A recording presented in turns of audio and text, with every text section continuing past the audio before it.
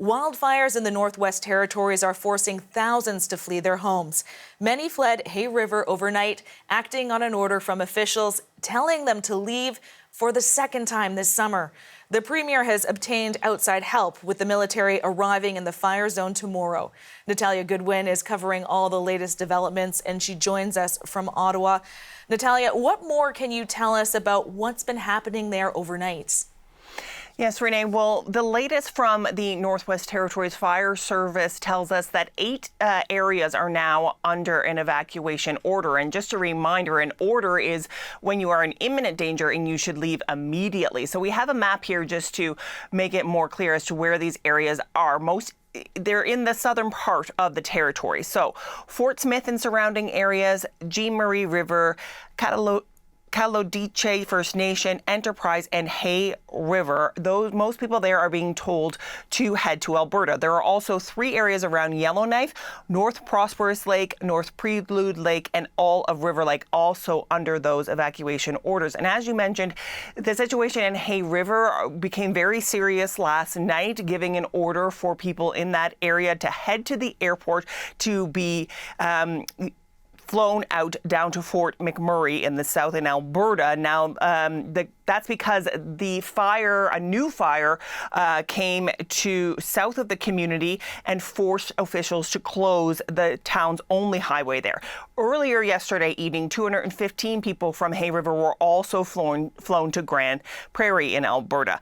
Now, some people from Fort Smith and surrounding areas had sort of a double evacuation situation over the weekend. On Saturday, that community was told to begin to evacuate to Hay River. And now, of course, they're having to leave Hay River for Alberta as well. Officials say about 70% of that community of the Fort Smith area have left. That community is about 2,500 people.